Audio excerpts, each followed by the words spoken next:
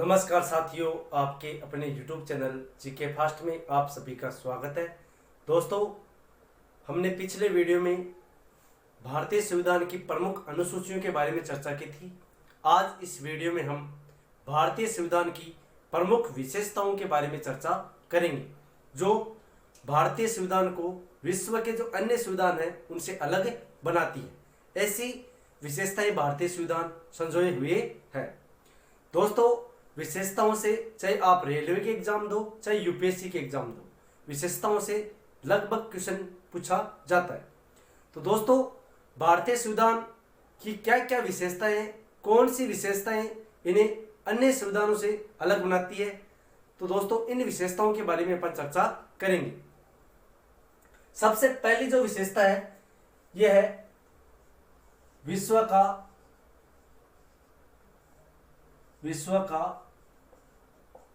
सबसे बड़ा लिखित संविधान। विश्व का सबसे बड़ा लिखित संविधान। ठीक है दोस्तों, ये भारतीय संविधान की एक सबसे बड़ी विशेषता है। भारतीय संविधान में वर्तमान में 395 अनुच्छेद है। जैसे उप अनुच्छेदों की बात करें तो लगभग 466 के समथिंग ये उप अनुच्छेद है, लेकिन मूल जो अनुच्छेद है वो 395 अनुच्छेद है। 22 भाग है। कितने भाग हैं? 22 भाग है। 12 अनुसूचियां हैं। 12 क्या है? अनुसूचियां। 22 भाग है। 395 इस संविधान के अनुच्छेद है, जो विश्व के जो अन्य संविधान हैं उनके मुकाबले कई गुना ज्यादा है। जैसे अमेरिका का जो संविधान है इसमें मात्र 7 अनुच्छेद है। कितने अनुच्छेद है? 7 अनुच्छेद है। ये विश्व का सबसे छोटा संविधान है। विश्व का सबसे छोटा संविधान किस देश का है? तो अमेरिका का। विश्व का सबसे बड़ा संविधान किस देश का है? तो भारत का। ध्यान रखना, विश्व का सबसे बड़ा संविधान पूछे तो भारत का, विश्व का सबसे छोटा संविधान पूछे तो अमेरिका। उसके बाद बात आती है चीन, जो भारत का पड़ोसी देश है।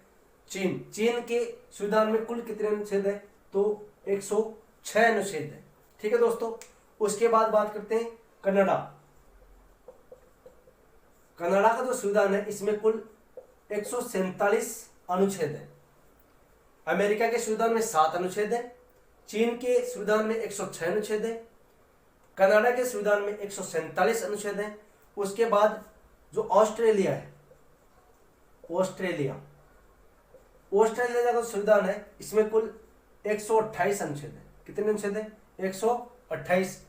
उसके बाद जो अफ्रीका है, दक्षिणी अफ्रीका के जो अनुच्छेद है वो है 253। ठीक है दोस्तों, ये भारतीय संविधान के मुकाबले विश्व के जो बड़े देश हैं उनके संविधान कितने अनुच्छेद है? तो अमेरिका के संविधान में 7 अनुच्छेद है, मात्र 7 अनुच्छेद, जो दुनिया का सबसे छोटा संविधान है। उसके बाद चीन के संविधान में 106 आर्टिकल है। कनाडा के संविधान में 147 आर्टिकल है। ऑस्ट्रेलिया के संविधान में 128 आर्टिकल है और दक्षिणी अफ्रीका के संविधान में 253 अनुच्छेद है। तो भारतीय संविधान, इसके मुकाबले भारतीय संविधान में कितने आर्टिकल है? तो 395 आर्टिकल है। इसलिए भारत का संविधान विश्व का सबसे बड़ा लिखित संविधान है। ठीक है दोस्तों, ये बात हुई पहली विशेषता की। दूसरी विशेषता इसकी देखें तो ये विश्व का, जैसे कठोर संविधान अपन बात करें तो भारत का जो संविधान है वो कठोर व लचीले का मिश्रण है। यानी न तो भारतीय संविधान ज्यादा कठोर है और न ही ज्यादा लचीला है। इन दोनों का क्या है? मिश्रण है। उसका एक मध्यम स्थिति है, न तो ज्यादा लचीला है और न ही ज्यादा कठिन है। तो ऐसी विशेषताएं भारतीय संविधान अपने आप में संजाया हुआ है। तो विश्व का जो सबसे कठोर संविधान अपन चर्चा करें, सबसे कठोर संविधान है अमेरिका का। अमेरिका और जो यूएई है, संयुक्त राज्य संयुक्त अरब अमीरात। अमेरिका व यूएई का विश्व का सबसे कठोर संविधान है। उसके बाद अपन बात करें लचीले संविधान की, तो सबसे लचीला जो संविधान है वो इंग्लैंड का है। किसका है? इंग्लैंड का। ठीक है दोस्तों, अब ये लचीला क्या होता है और कठोर क्या होता है? देखो दोस्तों, कठोर जो संविधान होता है उसमें संशोधन बड़ी मुश्किल से होता है। ठीक है दोस्तों, यानी उसमें जो संशोधन होता है वो विशेष प्रक्रिया से होता है।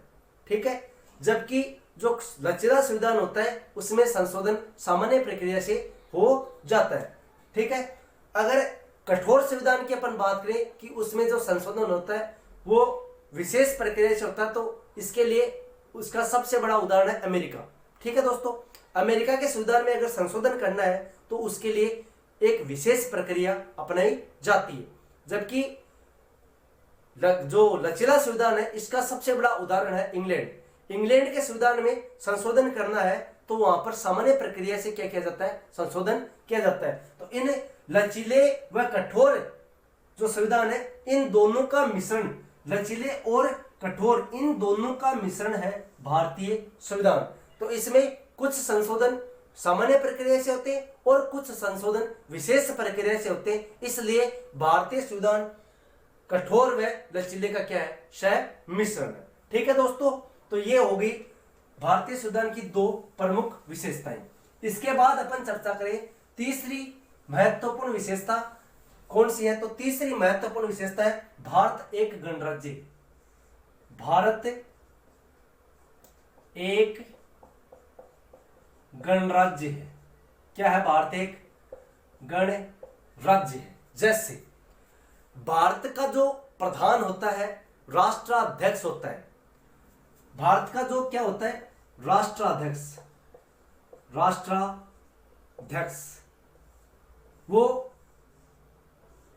इंग्लैंड में जो संविधान है, इंग्लैंड में सम्राट होता है। ठीक है दोस्तों, क्या होता है? सम्राट होता है। जबकि भारत की अपन बात करें तो भारत में राष्ट्रपति होता है।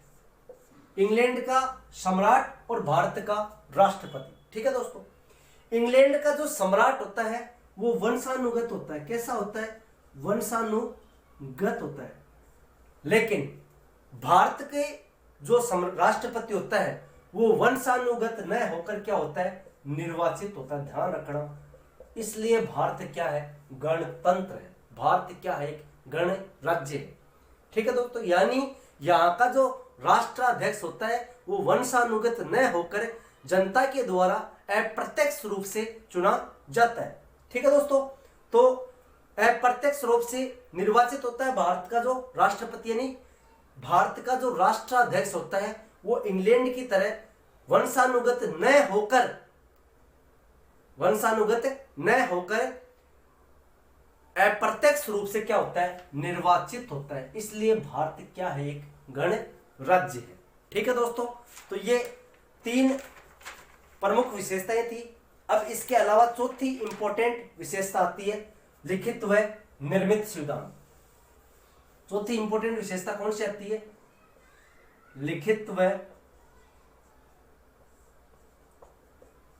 निर्मित संविधान।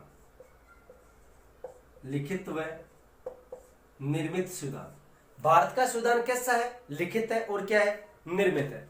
ठीक है दोस्तों, अगर अपन बात करें लिखित संविधान की तो विश्व का प्रथम जो लिखित संविधान था वो कहां का था? अमेरिका का था। कहां का था? विश्व का सबसे पहला लिखित संविधान किस देश का था? तो अमेरिका का था। उसके बाद अपन बात करें कि एशिया में, एशिया का पहला लिखित संविधान किस देश का था? तो पहला लिखित संविधान जापान का था। एशिया का सबसे पहला लिखित संविधान जापान का था। विश्व की अपन बात करें, विश्व के नजरिए से, तो विश्व का सबसे पहला लिखित संविधान किस देश का था? अमेरिका का। एशिया का सबसे पहला लिखित संविधान जापान का था। ठीक है दोस्तों, उसके बाद बात करें इंग्लैंड का जो संविधान है, इंग्लैंड का संविधान कैसा है? लिखित नहीं है। लिखित नहीं है, यानी इंग्लैंड का जो संविधान है वो लिखित रूप से नहीं है, वहां पर परिपाटियों के आधार पर इंग्लैंड में शासन सत्ता संचालित की जाती है। तो भारत का संविधान कैसा है? लिखित व निर्मित संविधान है। विश्व का सबसे पहला लिखित संविधान अमेरिका का, एशिया का सबसे पहला लिखित संविधान जापान का। इंग्लैंड का संविधान लिखित नहीं है। इंग्लैंड का संविधान कैसा नहीं है? लिखित नहीं है, जबकि ये वंशानुगत जो परिपाटियां चल रही है उनके आधार पर ये क्या है, कानून बनते हैं। उसके बाद अपन चर्चा करें भारतीय संविधान की अगली इंपॉर्टेंट विशेषता की। तो भारतीय संविधान क्या है? एकात्मक व संघात्मक संविधान है। कैसा संविधान है? एकात्मक व संघात्मक संविधान है। ठीक है दोस्तों, एकात्मक से क्या मतलब है? एकात्मक व संघात्मक संविधान। एकात्मक व कैसा है? संघात्मक संविधान। कैसे? जैसे एकात्मक से मतलब क्या होता है और संघात्मक से क्या मतलब होता है। यहां पर दो शब्द आ रहे हैं, एकात्मक और संघात्मक। अगर शासन संचालन की शक्ति एक व्यक्ति के नियंत्रण में हो, शासन संचालन की शक्ति एक व्यक्ति के नियंत्रण में हो या एक सरकार में नहीं तो वो कैसा शासन होगा? एकात्मक होगा। अगर उन शक्तियों का विकेंद्रीकरण किया जाए या शक्तियों को क्या कर दिया जाए? बांट दिया जाए। जैसे केंद्र को जो शक्तियां प्राप्त है, इन शक्तियों को किसमें बांट दिया गया? राज्यों में बांट दिया। ठीक है, अब राज्यों को जो शक्तियां प्राप्त है वो किनको बांट दिया? इनको जिलों में बांट दिया। तो अगर किसी सत्ता का केंद्र एक स्थान पर हो या एक जगह हो तो वो कैसा शासन होता है? एकात्मक होता है। यानी एक सरकार के पास संपूर्ण शक्तियां प्राप्त हो तो वो कैसा शासन होता है? एकात्मक होता है। अगर उन शक्तियों का विकेंद्रीकरण कर दिया जाए, शक्तियों का बंटवारा कर दिया जाए, शक्तियों का विभाजन कर दिया जाए तो उन शक्तियों का क्या हो जाएगा? बंटवारा हो जाएगा, यानी शक्तियां आपस में बढ़ जाएगी। केंद्र को जो प्राप्त शक्तियां है वो राज्य में बढ़ जाएगी, राज्यों को जो प्राप्त शक्तियां वो किस में बढ़ जाएगी? जिलों में बढ़ जाएगी। तो इससे क्या होगा? ये कौन सा शासन हो गया? ये संघात्मक शासन हो गया। और भारत क्या है? भारत का संविधान एकात्मक व संघात्मक दोनों जो स्वरूप है इनका क्या है? मिश्रण है। ध्यान रखना, भारत में कुछ परिस्थितियां एकात्मक होती है और कुछ परिस्थितियों में भारतीय संविधान क्या हो जाता है? संघात्मक हो जाता है। जैसे भारतीय जो संविधान है ये एकात्मक व संघात्मक क्या है? मिश्रण है।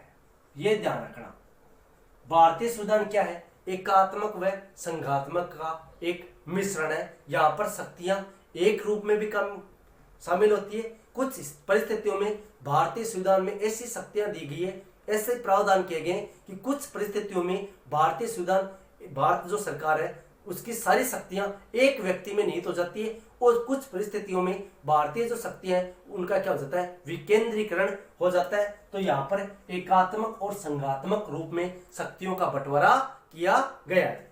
ठीक है दोस्तों, अब अपन बात करते हैं कि एकात्मक की क्या विशेषता है और संघात्मक की क्या क्या विशेषता है, जिसे हमें पता चल जाए कि ये संघात्मक व्यवस्था है और ये एकात्मक व्यवस्था है। ठीक है दोस्तों, अब एकात्मक की अपन बात करें तो एकात्मक की विशेषताओं की अपन बात करें तो विशेषता आती है सशक्त केंद्र। विशेषता क्या आती है? सशक्त केंद्र, शक्तिशाली केंद्र।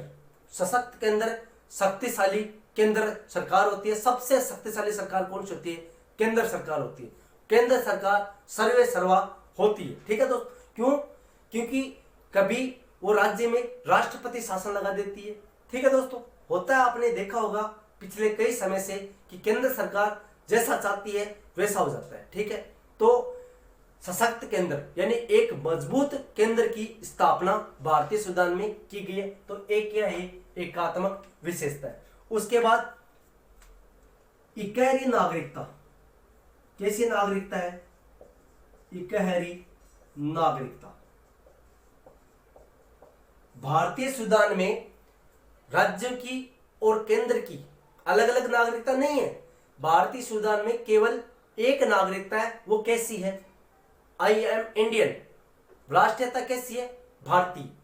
यहां पर राज्यों की नागरिकता नहीं है। जबकि जो अमेरिका है, यूएस से है, वहां पर राज्य की नागरिकता अलग होती है और देश की नागरिकता अलग होती है, लेकिन भारत में ऐसी व्यवस्था नहीं है। भारत में केवल इकल्ली नागरिकता है, एकल नागरिकता है। वो कैसी है?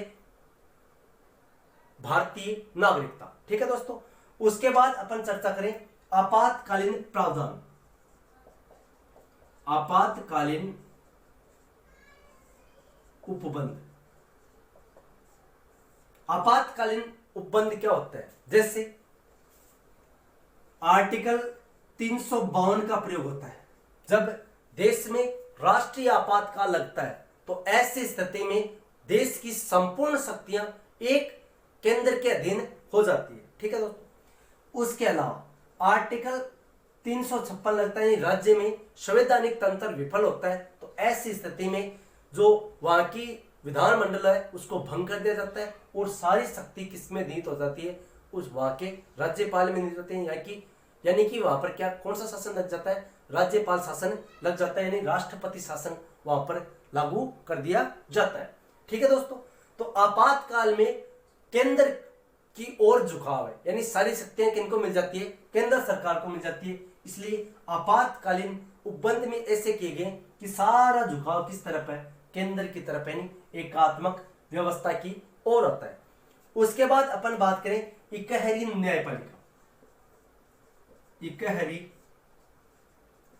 न्यायपालिका, ध्यान से समझना इस चीज को, कई बार एग्जाम में सीधा सीधा क्वेश्चन पूछ लेता है। इकहरी न्यायपालिका, इकहरी न्यायपालिका से क्या मतलब है? इकहरी न्यायपालिका से मतलब है सबसे ऊपर होता है सुप्रीम कोर्ट। कौन होता है? सुप्रीम कोर्ट होता है। उसके नीचे अलग अलग राज्यों में हाई कोर्ट की व्यवस्था की गई है। हाई कोर्ट से नीचे जो अधीनस्थ न्यायालय है, जिला सेशन न्यायालय जिसको अपन बोलते हैं, जिला न्यायालय, इनकी व्यवस्था की गई है। ठीक है। तो नीचे कौन से आते हैं? डिस्ट्रिक्ट कोर्ट आते हैं। अब इन पे सर्वे सर्वा कौन है? सुप्रीम कोर्ट है। सुप्रीम कोर्ट भारतीय संविधान का क्या है? रक्षक है, यह ध्यान रखना। तो ये सुप्रीम कोर्ट सर्वे सर्वा है। ठीक है दोस्तों। यानी शीर्ष पर क्या है? सुप्रीम कोर्ट है जो सशक्त न्यायपालिका यानी इकहरी न्यायपालिका की क्या करता है? व्याख्या करता है। ठीक है दोस्तों। फिर अपन बात करें, अगली विशेषता इसकी आती है अखिल भारतीय सेवाएं। अखिल भारतीय सेवाएं। अखिल भारतीय सेवाएं कौन सी होती है? जैसे IAS, IPS, IFC, IFS। ठीक है। ये भारत में 3 मुख्य अखिल भारतीय सेवाएं: इंडियन एडमिनिस्ट्रेटिव सर्विस, भारतीय प्रशासनिक सेवा; इंडियन पुलिस सर्विस, भारतीय पुलिस सेवा; इंडियन फॉरेस्ट सर्विस, भारतीय वानिकी सेवा। ठीक है दोस्तों। तो ये 3 अखिल भारतीय सेवाएं हैं। इनका जो गठन होता है वो राज्यसभा करती है। कौन करती है? राज्यसभा इन अखिल भारतीय जो सेवाएं हैं इनका सर्जन करती है। इनको भी किसके आधार पर डाला गया है? एकात्मक व्यवस्था में, यानी केंद्र की ओर क्या किया गया है? झुकाव किया गया है। उसके बाद बात करें संविधान का लचीलापन। संविधान का लचीलापन, भारतीय संविधान में लचीलापन है। यहां पर लचीलेपन का मतलब है भारतीय संविधान में जो संशोधन होते हैं वो कैसे होते हैं? सामान्य प्रक्रिया से हो जाते हैं। ठीक है दोस्तों। तो संविधान का लचीलापन भी किसकी विशेषता है? एकात्मक शासन व्यवस्था की विशेषता है, दूसरी विशेषता। उसके बाद इंपॉर्टेंट विशेषता आती है राज्यपाल की नियुक्ति।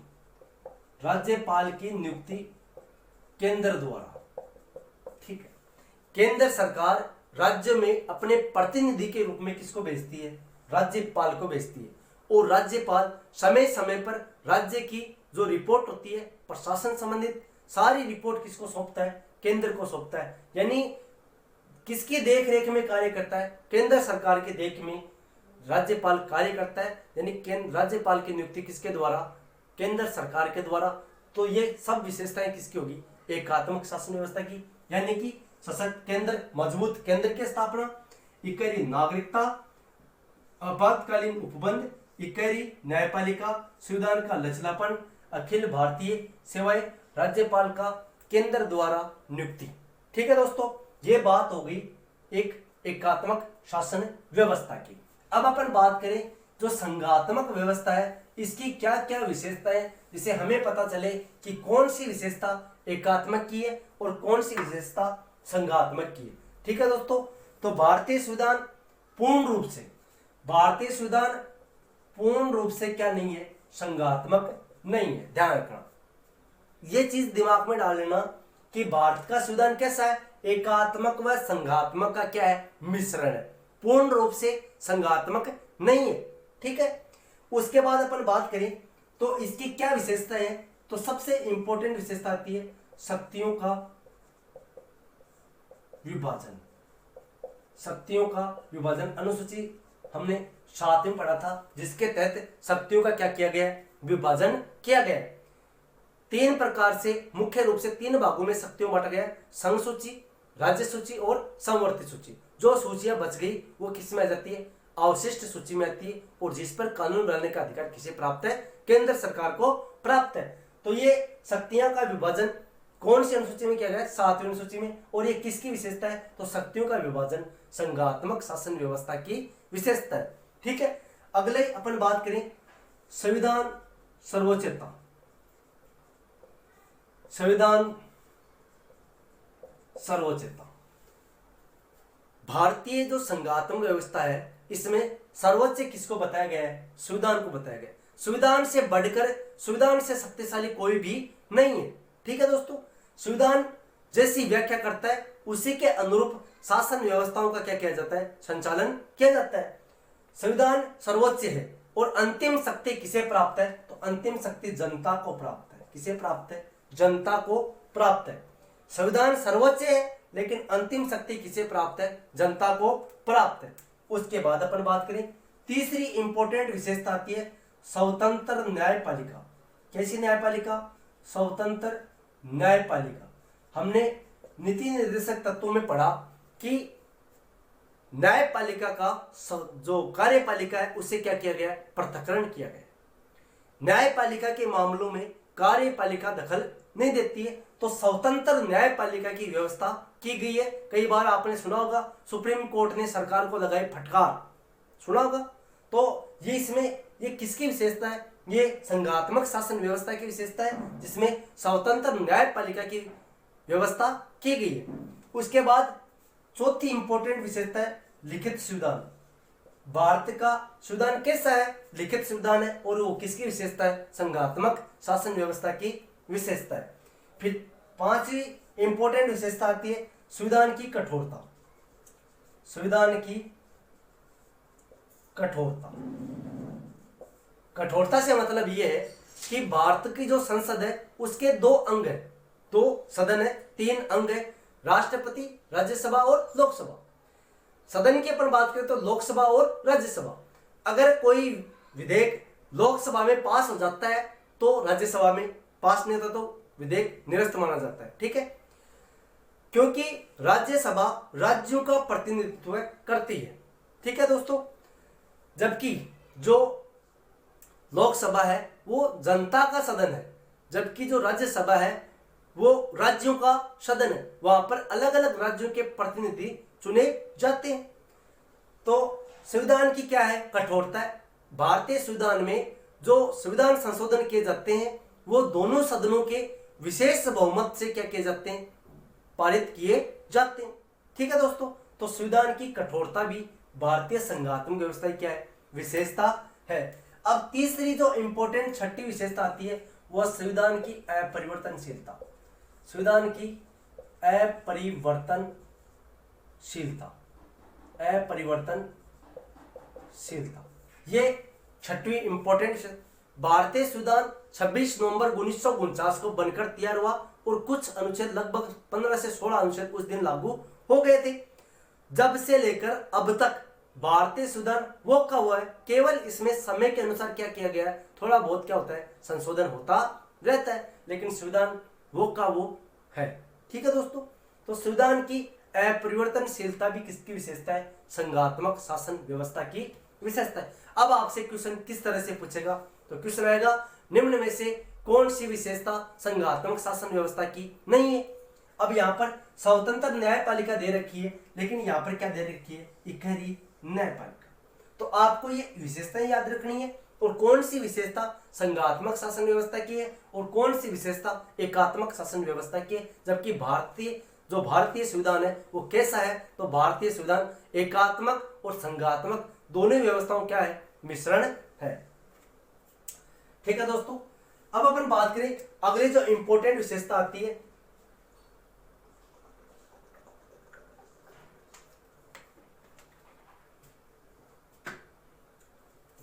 अब निष्कर्ष रूप से में क्या हुआ, क्या निष्कर्ष निकला इतनी बातों, भारतीय संविधान न तो पूर्ण रूप से क्या है, एकात्मक है, और न ही पूर्ण रूप से संघात्मक है। कहने का मतलब एकात्मक और संघात्मक दोनों का क्या है, मिश्रण है। ठीक है दोस्तों, अगली विशेषता आती है सरकार का संसदीय रूप। सरकार का कैसा रूप, संसदीय रूप। भारत में कैसी व्यवस्था है, तो भारत में संसदात्मक व्यवस्था है। सरकार का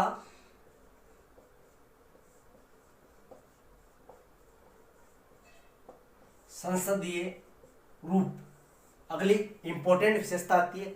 तो जो संसदीय रूप है इसकी अपन चर्चा करें तो इसके 3 अंग हैं। सबसे पहले लोकसभा,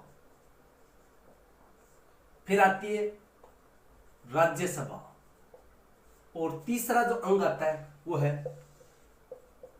राष्ट्रपति।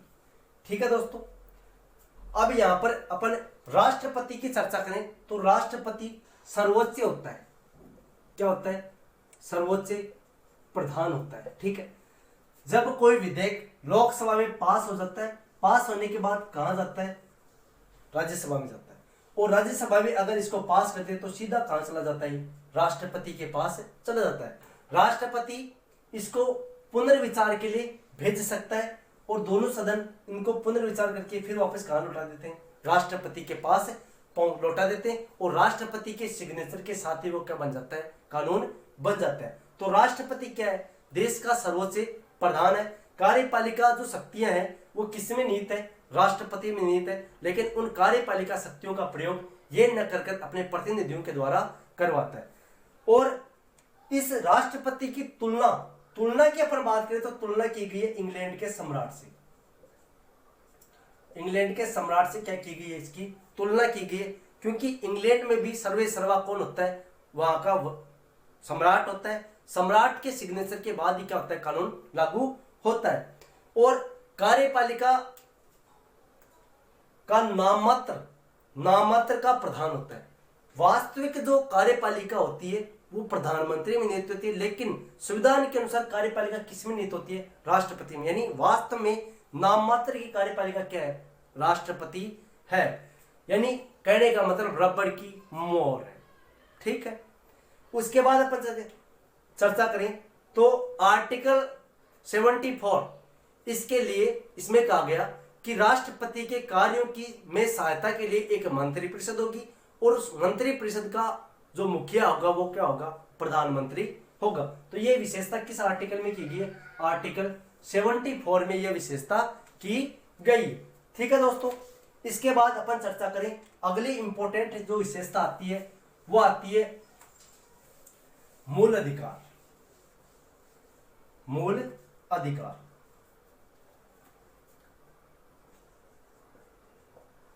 मूल अधिकार, मूल अधिकारों का उल्लेख भाग 3 आर्टिकल 12 से लेकर 35 तक इन मूल अधिकारों का क्या गया, वर्णन किया गया है। और वर्तमान में मूल अधिकार कितने, तो वर्तमान में 6 मूल अधिकार है। जबकि ये मूल अधिकार लिए कहां से गए थे, तो ये मूल अधिकार अमेरिका के संविधान से लिए गए थे। ठीक है दोस्तों, मूल अधिकार भाग 3 में इनका उल्लेख है। 12 से लेकर 35 के मध्य इनका वर्णन किया गया। वर्तमान में कुल कितने मूल अधिकार है, तो वर्तमान में 6 मूल अधिकार है। और ये कहां से लिए गए थे, अमेरिका के संविधान से लिए गए थे, जिनका विस्तार से वर्णन हम पिछले वीडियो में कर चुके हैं। पीछे मूल अधिकारों से संबंधित वीडियो नहीं देखा है तो आप प्ले लिस्ट में जाके देख सकते हैं। उसके बाद अगली इंपॉर्टेंट विशेषता आती है नीति निर्देशक तत्व। कौन सी विशेषता आती है अगली इंपॉर्टेंट? नीति निर्देशक तत्व। नीति निर्देशक तत्व। नीति निर्देशक जो तत्व हैं इनका उल्लेख संविधान के भाग 4 आर्टिकल 36 से लेकर 51 के मध्य इनका उल्लेख किया गया है और ये आयरलैंड के संविधान से लिए गए। कहां से लिए गए? आयरलैंड के संविधान से भारतीय संविधान में नीति निर्देशक तत्व अपनाए गए हैं। इनका मुख्य उद्देश्य है लोक कल्याणकारी राज्य की स्थापना करना। लोक कल्याणकारी राज्य की स्थापना करना, ये इन नीति निर्देशक तत्वों का महत्वपूर्ण क्या है? उद्देश्य है। ठीक है दोस्तों, अब कई बार एग्जाम में पूछा जाता है कि मूल अधिकार और नीति निर्देशक तत्वों में क्या अंतर है। तो मूल अधिकार और नीति निर्देशक तत्वों में माइनर सा अंतर है कि अगर मूल अधिकारों का हनन होता है तो हम न्यायपालिका की शरण में जा सकते हैं, जबकि जो नीति निर्देशक तत्व है इनका हनन नहीं होता। इनका हनन होता है तो हम इसकी शरण में नहीं जा सकते। यानी ये राज्य के कर्तव्य और ये नागरिकों को प्राप्त मौलिक अधिकार है। ठीक है दोस्तों, अब ये बात होगी नीति निर्देशक तत्वों और मूल अधिकारों की। अगली जो इंपॉर्टेंट विशेषता आती है वो आती है मूल कर्तव्यों की। ठीक है दोस्तों, किसकी बात आती है? मूल कर्तव्यों की। मूल कर्तव्य, मूल कर्तव्यों की उल्लेख संविधान के भाग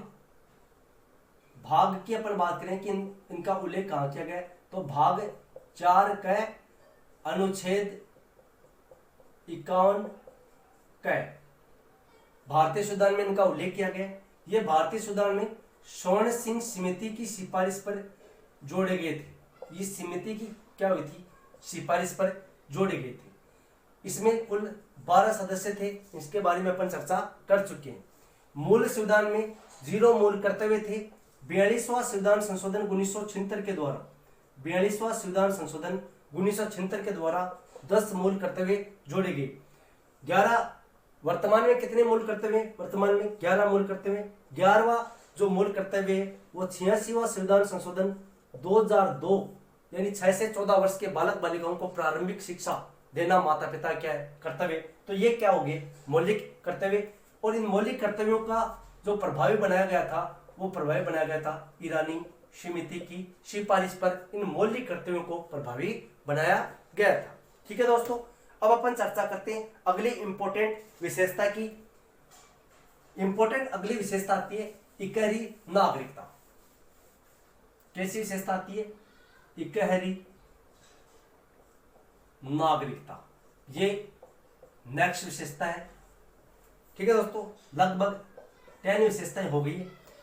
इकहरी नागरिकता का मतलब है कि भारत अर्थात हमारे देश में केवल एक ही नागरिकता प्राप्त है, वो है भारतीय नागरिकता। यहाँ पर राज्यों को अलग से नागरिकता प्राप्त नहीं है कि राज्य की कोई राजस्थानी है तो राजस्थानी नागरिकता हो गई, ऐसा नहीं है। यहाँ पर सब क्या है? इंडियन है। उन सभी को क्या है? कैसे नागरिकता है? भारतीय नागरिकता है। ठीक है, यानी यहाँ पर राज्यों की नागरिकता नहीं है, केवल कैसी नागरिकता है? केंद्र की नागरिकता है। ठीक है दोस्तों, अगली जो इंपॉर्टेंट विशेषता आती है वो आती है वयस्क मताधिकार। वयस्क मताधिकार इंपॉर्टेंट विशेषता है। वयस्क मताधिकार की अपन चर्चा करें कि जिस व्यक्ति की उम्र 18 वर्ष हो चुकी है, यानी जिस व्यक्ति की उम्र 18 वर्ष हो चुकी है तो वो किसका अधिकारी हो जाता है? मत देने का अधिकारी हो जाता है। ठीक है, एकमात्र प्रावधान वयस्क मताधिकार का एकमात्र ऐसा प्रावधान है जो बिना किसी वाद विवाद के संसद में पास हो गया था। एकमात्र संविधान संशोधन हुआ जिसमें बिना किसी वाद विवाद के क्या हो गया था?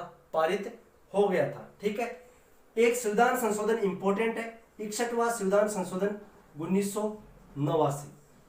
61वां संविधान संशोधन 1989 के तहत जो वोट देने की उम्र है वो पहले कितनी थी? 21 वर्ष थी और इसे घटाकर कितनी कर दी गई? 18 वर्ष कर दी गई। कितनी बार ना जाने कितनी बार एग्जाम में क्वेश्चन पूछा गया कि मताधिकार की आयु 21 वर्ष से घटाकर कितनी वर्ष की गई? 18 वर्ष। कौन से संविधान संशोधन के द्वारा की गई? 61वां संविधान संशोधन 1989। और इस समय प्रधानमंत्री थे राजीव गांधी। ठीक है दोस्तों, तो राजीव गांधी के समय मताधिकार की आयु 21 से घटाकर 18 वर्ष की गई थी। ठीक है दोस्तों, अब बात करते हैं अगली इंपॉर्टेंट विशेषता की, जिसका नाम है एकीकृत व स्वतंत्र न्यायपालिका। एकीकृत व स्वतंत्र न्यायपालिका की अपन चर्चा करते हैं। ठीक है दोस्तों, तो एकीकृत व स्वतंत्र न्यायपालिका। एकीकृत व स्वतंत्र न्यायपालिका से मतलब क्या होता है कि एक हाई लेवल होता है, एक मीडियम होता है और एक लो लेवल होता है। ठीक है, हाई लेवल पर सबसे ऊपर कौन सा है? सुप्रीम कोर्ट है। मध्य में क्या आ जाता है? हाई कोर्ट आ जाता है। और लो लेवल पे क्या आ जाता है? जज आता है, यानी जो डिस्ट्रिक्ट होता है डीसी, डिस्ट्रिक्ट कोर्ट। ठीक है, तो सबसे ऊपर सर्वोच्च न्यायालय, इससे नीचे उच्च न्यायालय और इससे नीचे जिला न्यायालय। तो इसकी विशेषता की गई है। और जिलों से नीचे क्या, इसको क्या बोलते हैं अपन? अधीनस्थ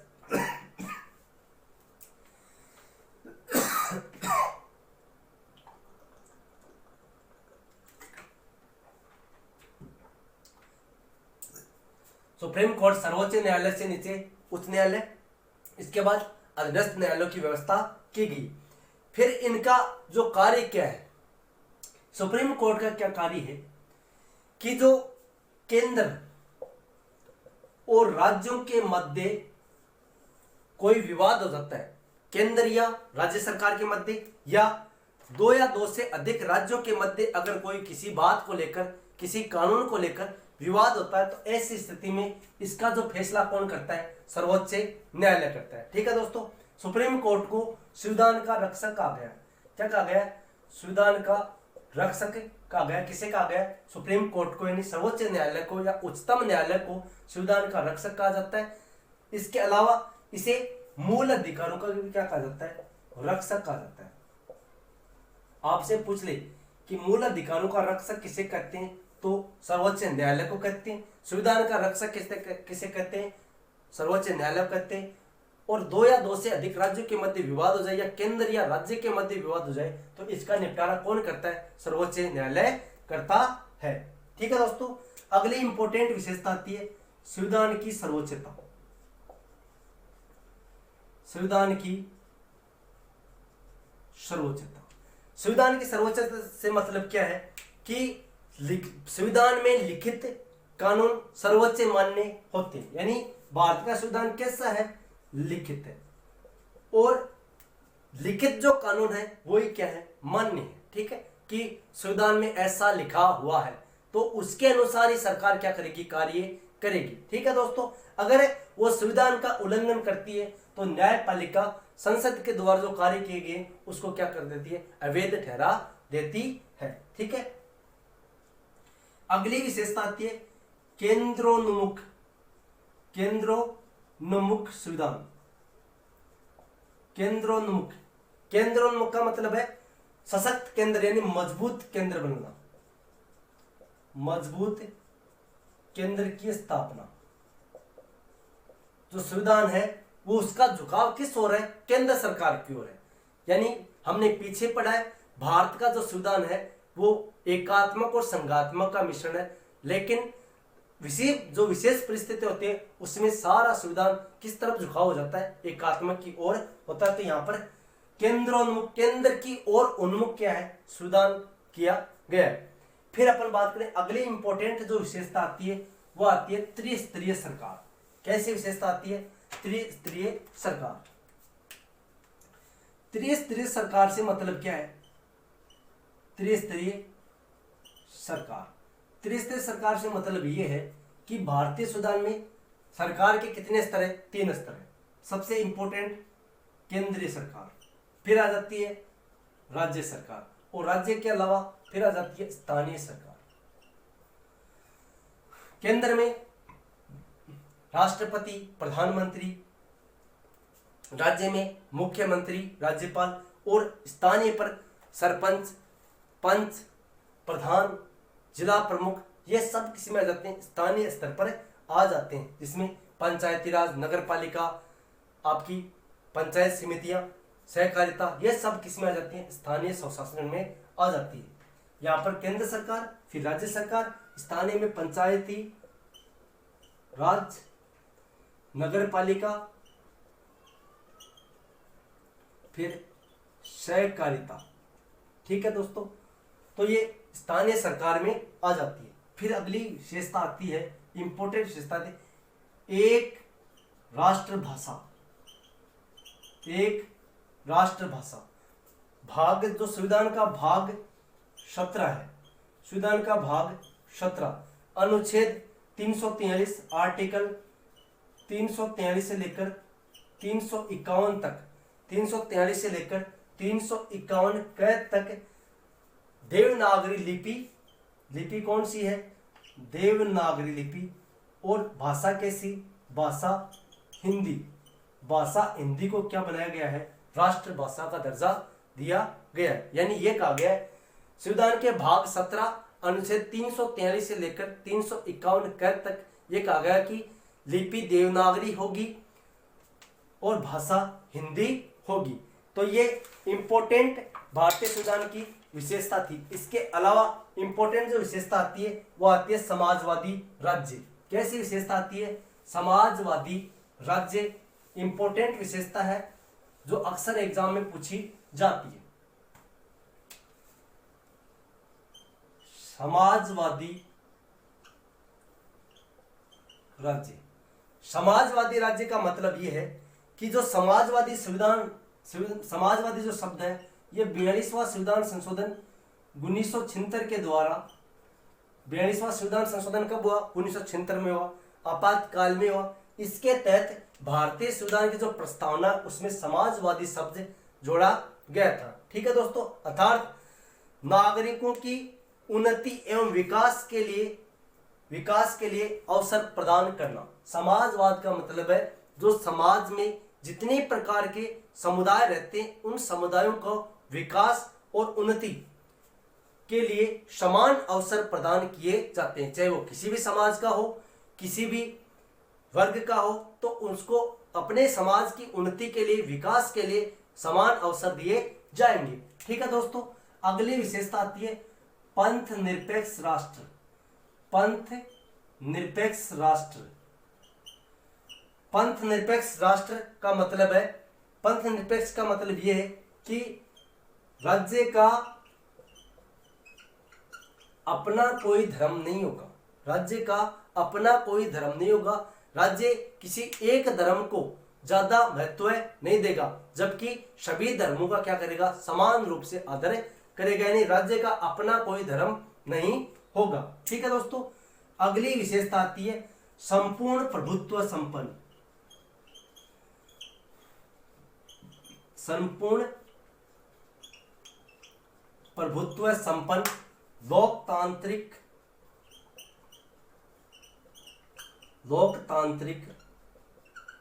गणराज्य। लोकतांत्रिक का मतलब है भारत आंतरिक व बाह्य मामलों में, चाहे आंतरिक मामले हो चाहे बाह्य मामले हो, उनमें निर्णय लेने के लिए क्या है, स्वतंत्र है। उसके ऊपर किसी भी तरह का कोई दबाव नहीं है। वो अपने आंतरिक मामले हो चाहे बाह्य मामले हो, उन पर निर्णय लेने के लिए वो क्या है, स्वतंत्र है। ठीक है दोस्तों, अगली इंपॉर्टेंट विशेषता आती है विश्व शांति का समर्थक। विश्व शांति का समर्थक। भारतीय संविधान की जो अनुच्छेद 51 है, अनुच्छेद 51 में भारत अंतरराष्ट्रीय शांति व्यवस्था की क्या करेगा, स्थापना करेगा। जैसे कई देशों में गृह युद्ध हो जाता है, तो ऐसी स्थिति में भारत अपनी शांति सेना भेजता है और वहां पर शांति व्यवस्था स्थापित करने का कार्य करता है। तो दोस्तों, ये थी भारतीय संविधान की कुछ इंपॉर्टेंट विशेषताएं। लगभग हमने 20 विशेषताएं कवर की है। इन विशेषताओं से अक्सर एग्जाम में क्वेश्चन पूछे जाते हैं। आई होप दोस्तों आपको वीडियो कैसा लगा अपने सुझाव कमेंट बॉक्स में जरूर कर दें और चैनल पर पहली बार विजिट करें तो चैनल को सब्सक्राइब करें। मिलते अगले वीडियो में, तब तक के लिए जय हिंद जय भारत।